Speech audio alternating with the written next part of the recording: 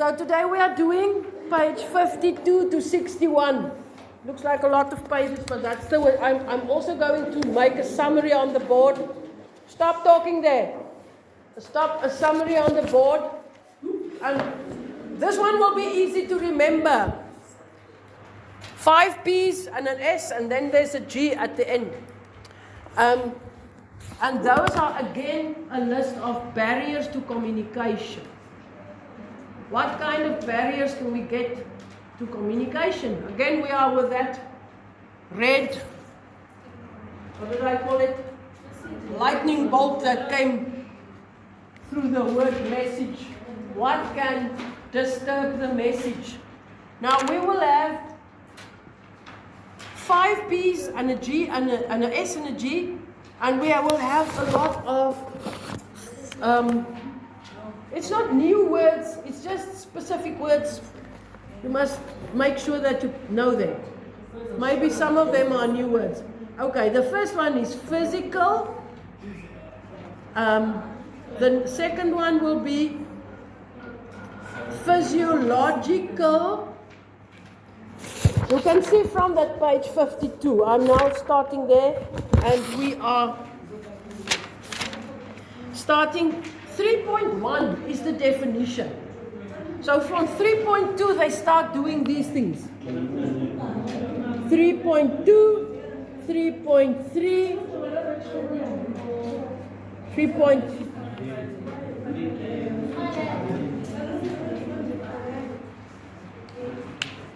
3.4, we will go on all of them. I just give you the numbers now. All the 5 P's and the S and the G. The first one will be 3.5, 3.6, 3.7, and then 3.8, you see we will skip it, and we will have 3.9. This is my summary that I made. Why am I skipping it? It's one that says you can have a mixture of those. So it's an extra point, but it doesn't give you a new one. Okay, a barrier. These are all barriers to communication. So physical, oh, there's a mistake. Physiological, let me write it correctly on the board. Physiological. The next one will be psychological. The next one will be perceptual. How do you perceive something? So these are all new words. They all start with a P. Perceptual. What will that be? Perceptual differences. And the next one they call perceptual barriers in the book. We will see what each of them are. The next one will be semantic, the S, and the last one will be gatekeeping. So if we have those, we have all of those pages 52 to 61. So okay, let's go and see what each of them are.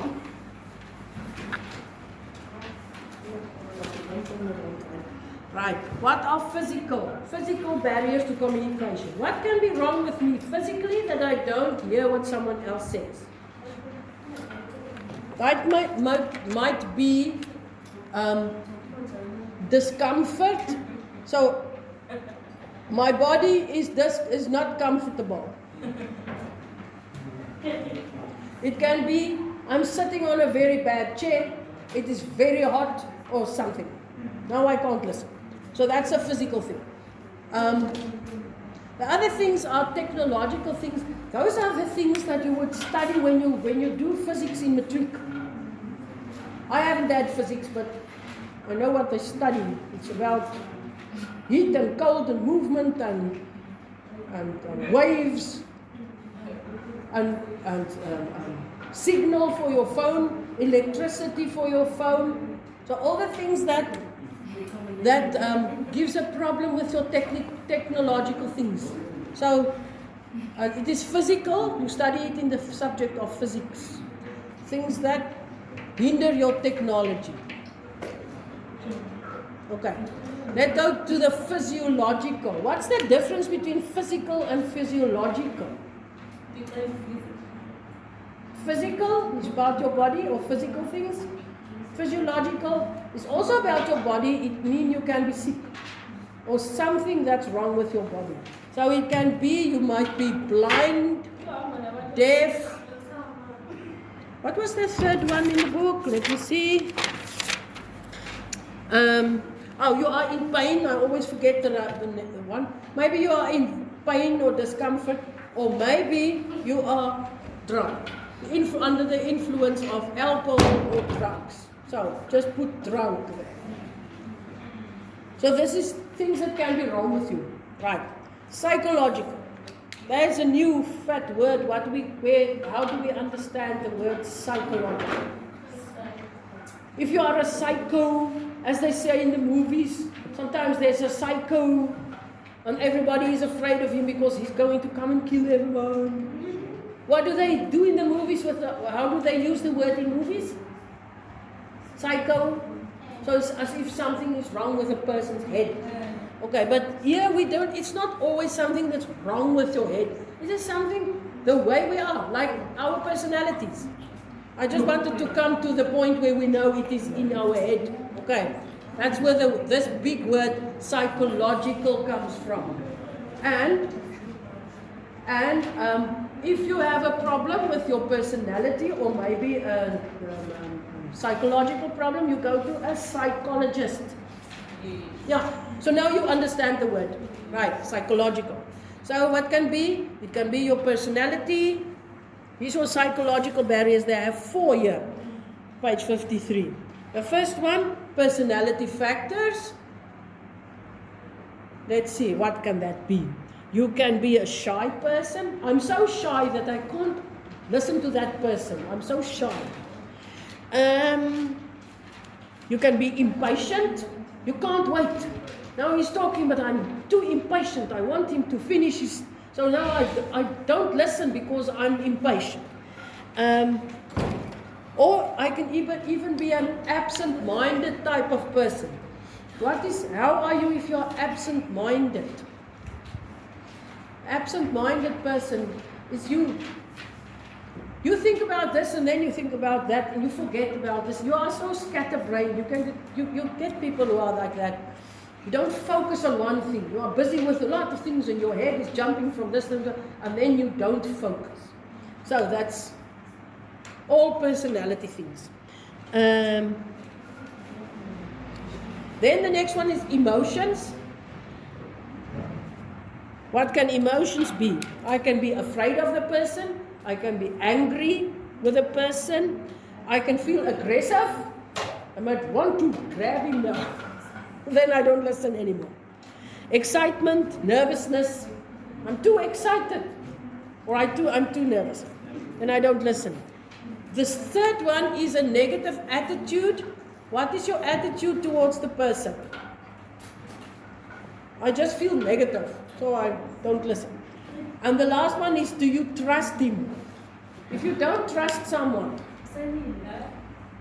if someone always lies to you, and you must listen to him, you will be, every time you will think, I must now see what I can believe or what I can't believe. It's a problem to listen to that person.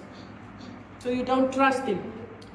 The example they have here in the book is someone who has a reputation for gambling. And now he comes to you with a story, he needs money because what? His mother is in the hospital or what, and you say, oh, I don't believe you anymore. It happened too many times, you borrow money from me and you are not going to give it back. Right, perceptual differences. Now we get with these two perceptuals. What does it mean? What is my perception of something? How do I understand something? And these are two big ones. I'm going to write a lot of things here down. So your perceptual differences, the first one is not that big. The second one will have 3. But the first one, perceptual, is from your background. I come here with my background, the way I grew up, all my education that I had, And all the good and bad things, maybe all the traumatic things or wonderful things that happened to me during my life, it formed me as a person. So if someone talks to me, I perceive what he talks because of my background. It works as a filter. So if you turn the page, you will see on page 54, there are 3 nice round circles there and it's colored in. Those are filters. If you put a filter on your camera's lens, you put a yellow filter on and you go outside and you take pictures. It will look as if the sun is shining on everything. It will change the pictures that you take.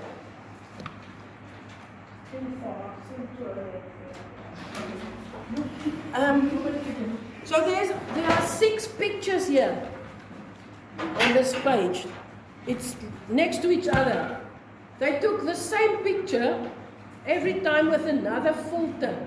So they got another picture. So this is how one person will get a picture of a thing because of all his background, and another person will understand things according to his background. That's the filter that you bring in. Okay. There are examples here. You can read all these examples, page 54 and 55. I'm going to skip over them because now I want to finish all the 5 P's and the S and the G. Now, this perceptual barriers we have on page 56, the next P. The first one is generalization. Generalization. Okay. I will say they become worse and worse. This one is lighter and that one is worse and that one is worse. So generalization, then you get stereotyping, and then you get ethnocentricity. Okay. What does the first one mean? Generalization. If I generalize, I take one characteristic and I say the whole group is the same. So the example they have here in the book is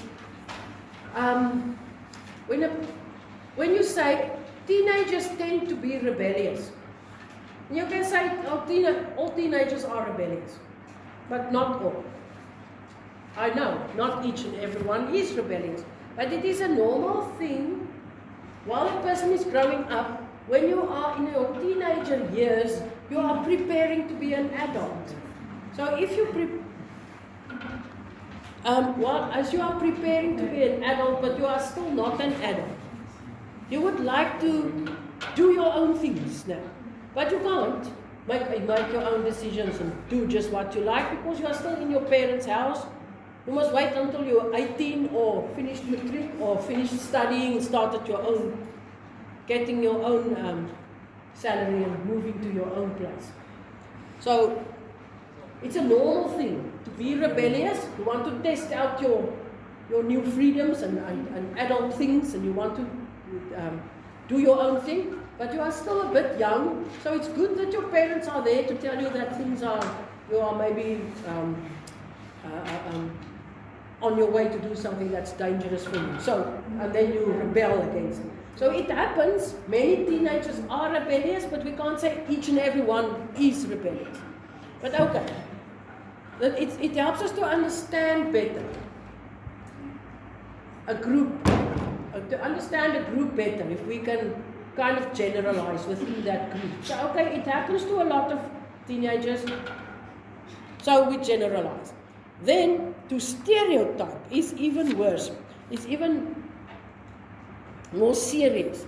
There you get the picture on page 57 of a teenager that a whole colorful business. And to stereotype means sorry I wrote small and everything, but it is in the book. 6.3.2 is the stereotyping, page 57. To stereotype is you think you can put a person in a box and all the characteristics of that person, he will have it now. He will fit in that box. And you know, people are not like that. We are all unique and we are different. And so, but there's an example here.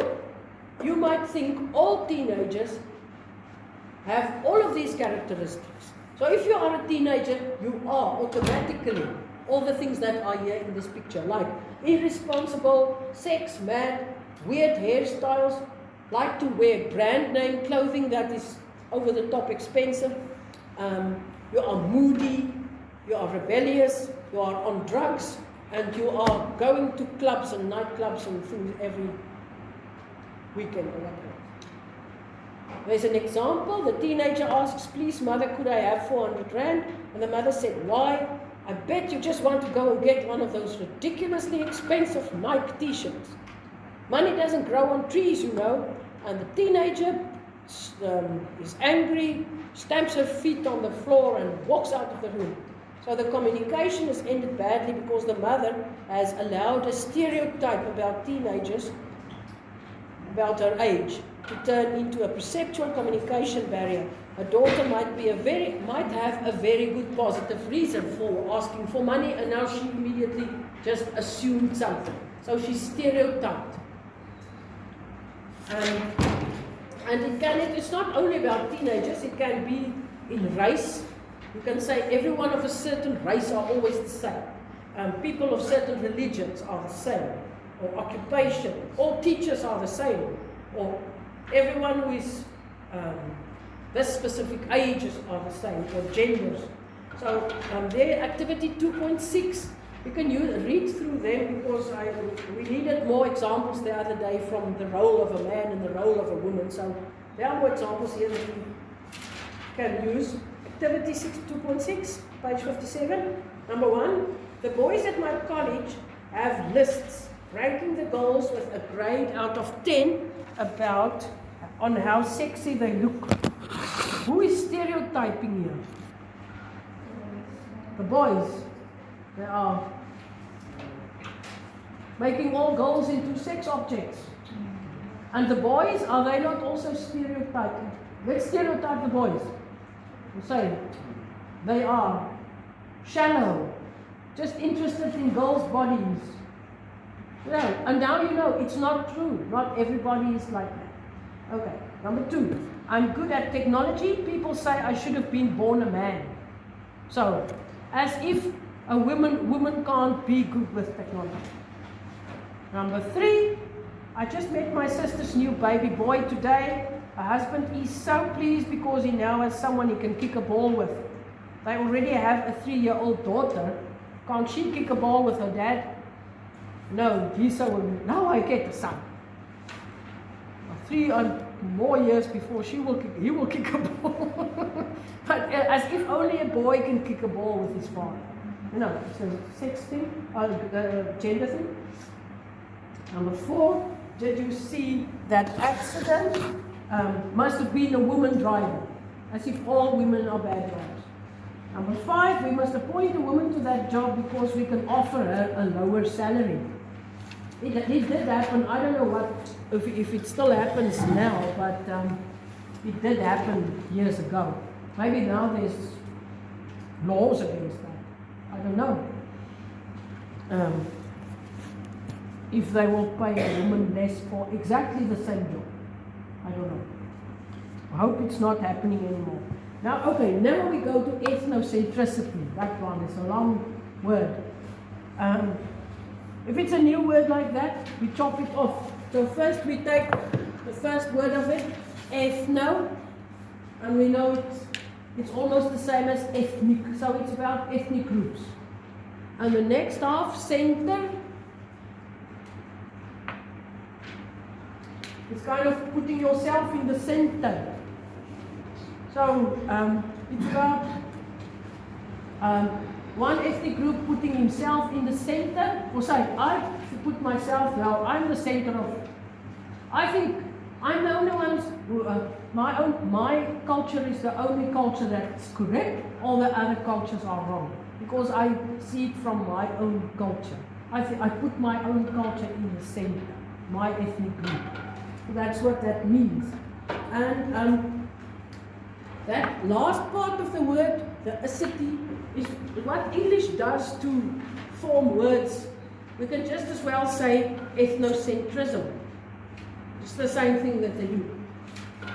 And A word that ends with ism is normally something that is so strong in a person's mind. It's something that he believes. It's almost like a religion. I'd like to say any word that ends with ism is like a religion for a person. So feminism, you get lots of isms.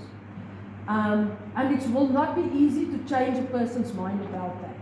So that is what makes it so difficult. Let's read what they say about ethnocentricity, page 58, the definition.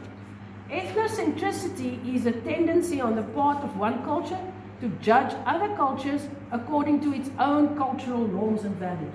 So I think according to my culture's norms and values, all other cultures are doing things wrong. But it is not so. It is not wrong, it's different. So there is a difference between this. This means that people who belong to one ethnic group regard themselves as superior to people from other groups. They automatically judge the others to be, for instance, they put them in a box. All people of a certain group are now stupid or violent or unfriendly. And everyone is not like that. Because they behave differently from the group that is thinking they are superior. So that's just the way, it's the direction from which you are looking. Secondly, there are differences between ethnic cultures, but that doesn't mean that your particular culture is better than that of someone else. It is just different. People's behavior should also be judged within the context of what their own culture considers to be good or bad. So each culture can only judge itself. Don't judge another culture from your culture. Every culture can judge itself according to how you grew up and how your people of your culture do things. Racism is a direct result of ethnocentricity. There we get another ism. It can be so strong in people's minds. Racism is a direct result of ethnocentricity and negative racial stereotyping. Racists believe that every race has fixed characteristics. They are all the same. No, that's a stereotype. The fixed characteristics of the racist group are judged to be superior to that of any other group. Any culture can be a racist. People from any race or background can be a racist. Any color can be a racist. To be a racist means that you think your culture is superior to all the other cultures. That is, in short, what racism is. Yes, can I help you?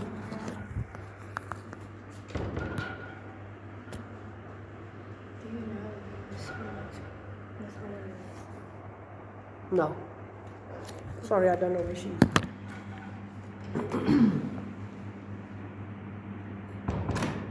Okay. So, and if one group thinks, or if a person thinks he is superior to another group, his group is superior, this can result in verbal insults, people saying ugly things to other people, or discrimination, or even inhumane treatment. What does inhumane mean? You treat a person as if he is not a human. There's the word human is inside in that word inhumane. Of the inferior group. Look up in the history books or Google about how 6 million Jews were killed in World War II because of racism. Racism is not only in South Africa, but worldwide. If you like history, read about history. It's very good to know what happened over the years in different cultures.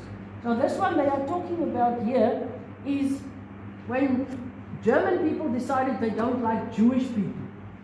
And they killed them. They killed 6 million of them. How do you kill 6 million people?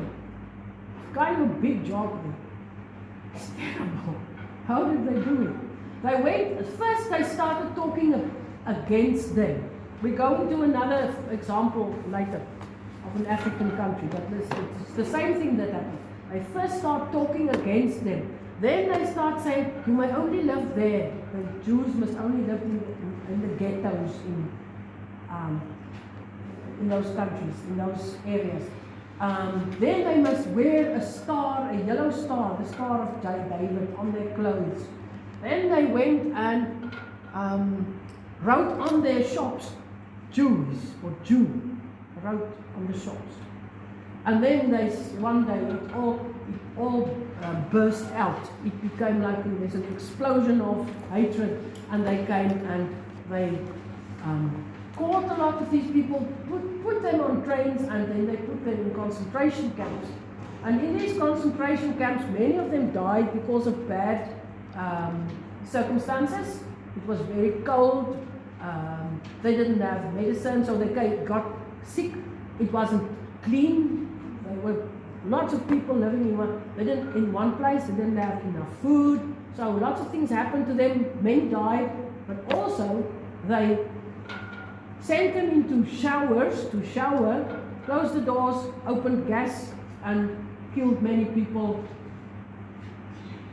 like animals, eh? And then made a big hole, threw them into mass graves. 6 million people. I don't know how many it is, and I can't see how many do you have to kill in one day to get to 6 million in a few months' time? It was a terrible, terrible thing that happened.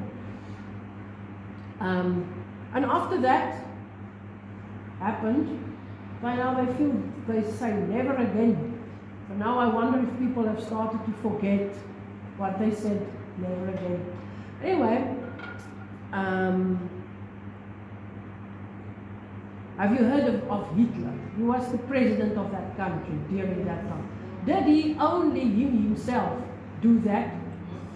No, he had a lot of generals and ministers and whatever else leaders, people working who had to do those things. And they didn't say no, they did it. Some of those people who were then very young, like a secretary, a woman was a secretary there, she was 18 years old. She was just working there, she just did what they said. Now she's like 97 years old, they are still, if they catch them, if they can find them, they still take them to court. 102 years old people. Now, anyway, that's a long story about what they did there. Another story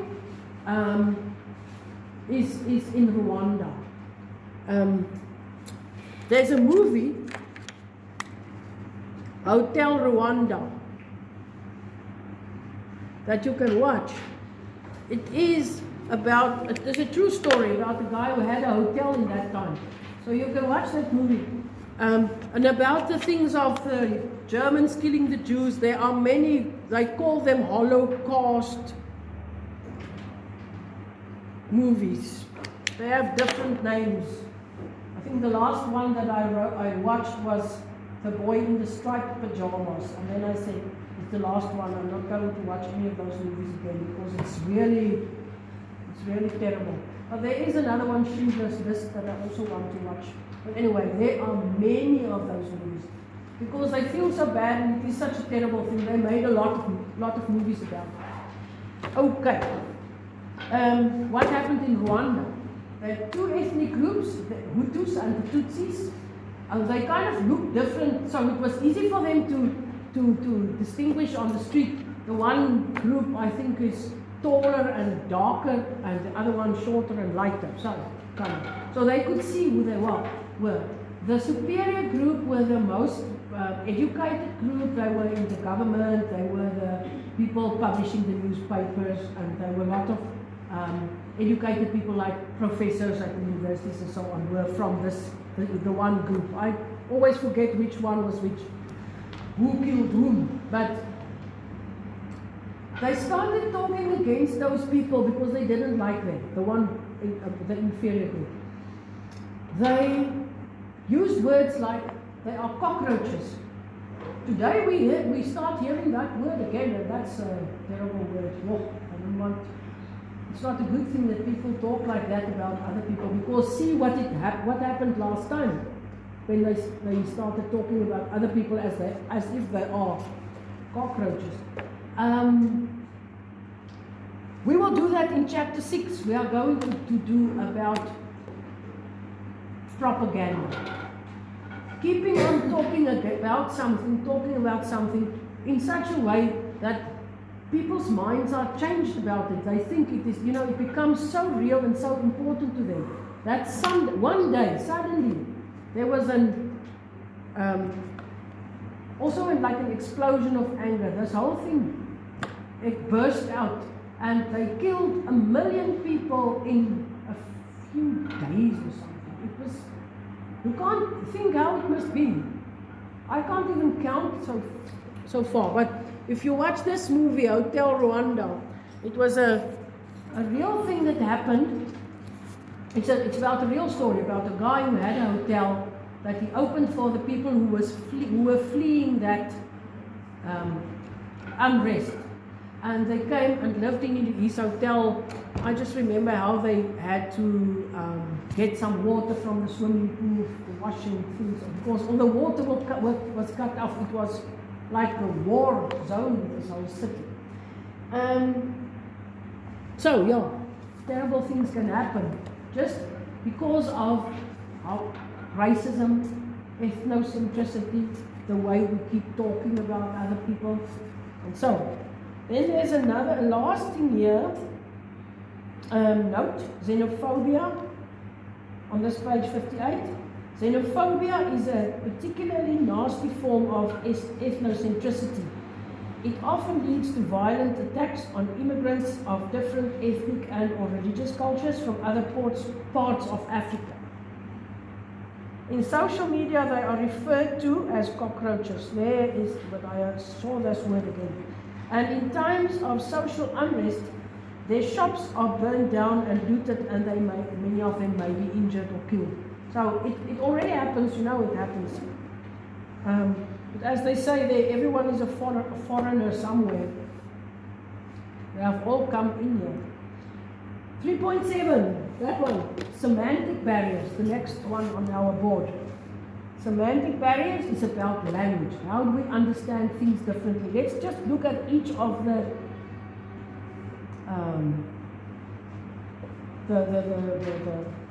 bullets quickly. So in the middle of the page, they talk about gobbledygook.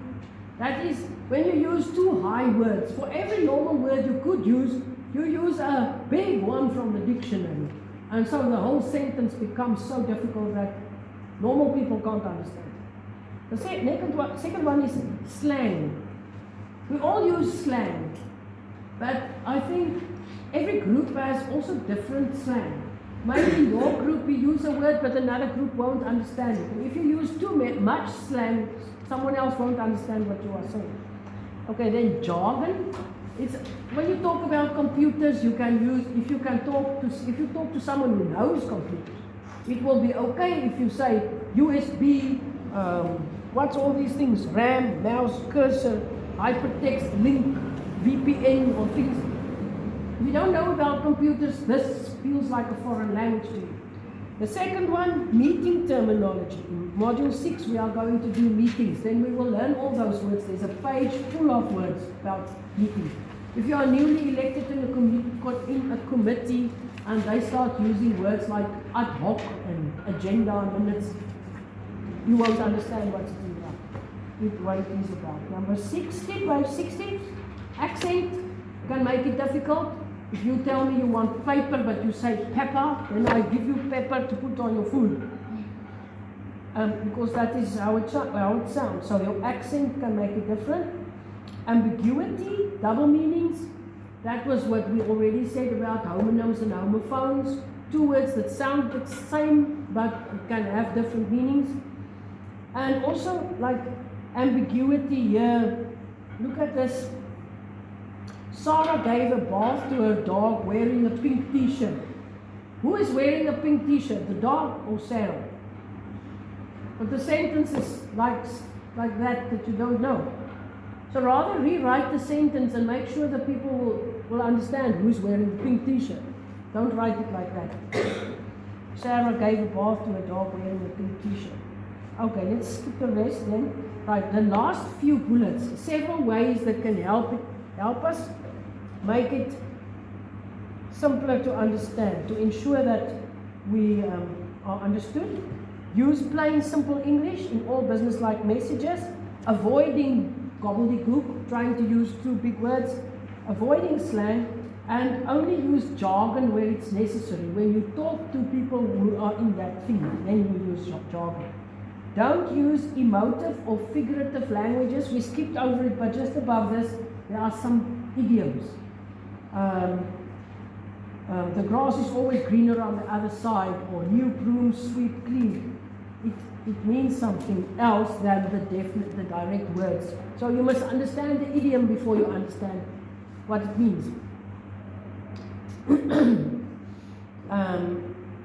Use face-to-face communication. I said that. I hope I said this to you as well. When you want to talk about a difficult subject, don't write a letter, rather call the person. But even better, don't call the person, go face-to-face. Face-to-face is the best way to communicate. Because feedback is immediate and you can quickly sort out problems of understanding. Then make sure that your message is understood either by repeating the message in writing or getting the receiver to say the message back to you. So if you talk to someone on the phone and you had some sort of thing that you organized, just sit down at your computer, type quickly, just to repeat what we said on the phone, blah, blah, blah, blah, we said this and this and this, thank you, goodbye, send it. So he has a copy of it, your notes of the conversation, and you have it.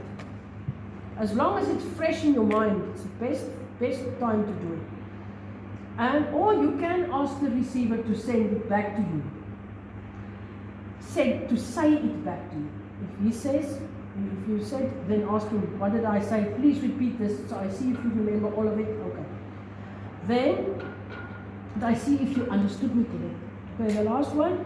Because cultural differences play such an important part in communication, it is essential to be aware of differences in values and attitudes, and to make sure you set to put your communication in words that are suitable. Right. Then you see I left out 3.8 here. But here it is. They are talking about there might be interaction between various communication barriers. So to me, it's not a separate thing. It's something that you must remember, that you will maybe not only get one of these barriers at one time. Maybe there's 2 or 3 of them at the same time. That's number 8. Number 9, gatekeeping. You can only do gatekeeping, then we are done. Physical gatekeeping is to keep something or someone physically away from someone. Gatekeeping, let's read the definition first. It is the name given to describe the deliberate creation of communication barriers. So you put like a gate there. I don't want the communication to get to that person. So physical, let's read there's the examples, 3.9.1. A young mother who doesn't allow the child's father to take care of him because she believes that only she can do it properly. So that is a physical, she keeps him away physically. Then the next example, a secretary is often required to screen calls to her boss. It means to keep calls away. If a call comes in, someone wants to speak to the boss, she says, let me just see if he's in. And then she looks and he says, I'm busy, just say I'm not here. And then she says, no, sorry, he's not in at the moment, can he call you back or something? Or she must make another excuse because that's a lie, but okay. That's the example they have in the book. But the fact is, he's busy and he can't be disturbed every 5 minutes, then he can't finish his work. So she must say, okay, just let him call you back later when he's done with his subject. So that is physical gatekeeping. The second one, information gatekeeping, is to keep some information away from some people. The first example they have here is newspapers. They can't put all the news of all the world and all the countries in one newspaper. There is not space. So if you want to read about what's happening somewhere, I read many newspapers every day. I just go BBC, okay, check. I don't read everything. I see what's happening, what they talk. Maybe I open something in a new tab to read later, if I don't have time. I might read CNN, I might Al Jazeera is a Middle East newspaper. They have a specific newspaper just for Africa. I don't read the Middle East one because I don't understand a lot of what's happening there. I read the African one. So they only put news for Africa there. I read the German newspaper, it's in English. But I can click on the one that is about Germany. Then there's the talk about things that happen in their town. But I don't want to know that. I want to read their one about the world. Then they take out the most important news of the whole world and put it. I read that one. So that is a type of gatekeeping. They put some news in some newspapers. Then the second one, the last one. I want to talk about something else again after that. 3 things for me. A manager makes excuses to keep her division's poor sales figures from her boss, fearing that the bad news will make him angry. Now you can't keep news like that away from your boss forever. I think he will be twice angry when he gets it. The one about the bad figures, and the second one because you were not honest. Why did you keep it away? So, okay, think before you do that. But then I want to talk about the third one just quickly, and that is that there are countries that keep things away from their citizens. If it is a very strong communist country, strict communist country, and especially in the older days, and a very strict Muslim country and so on, some countries, they did it. I don't know if they can still do it because of the internet. Now their subjects their citizens can read about what happened in the whole world. But the reason why they don't want them to read about how it is in other countries is because they will then start to question the way this government is governing them. They might be rebellious then and say, well, we also want it the way other countries have it. So in the older days, they could keep their citizens uninformed. If they don't know how it is in other countries, they can't stress about it, or they can't be rebellious. They can't be unhappy. They must just be happy. But now today, you get things like VPN. It is something that you can put on your computer, on your phone also, to say you are in another country now. And then you can see things. When I was living in Namibia, when my children in South Africa sent me a video link, I want to check it, look at it. Sometimes it said, no, this is not available in your country. So it was just YouTube things, normal things. It's not funny things, but I don't know why. Different countries work like that. Also, my eldest son went to China a lot for his work. China doesn't have Google. He brought me a phone, it couldn't work. We had to low level for, I don't know what's the format that phone, because it didn't want to take Google and Android things. We had a big problem with the phone because China doesn't have Google. In the end, they fixed it for me. They know how to, but it was a big process. But if you go to China today, you can't go into Facebook and you can't use WhatsApp because they don't have Google there. They have their own thing because they are big. They develop their own things. They have WeChat instead of WhatsApp.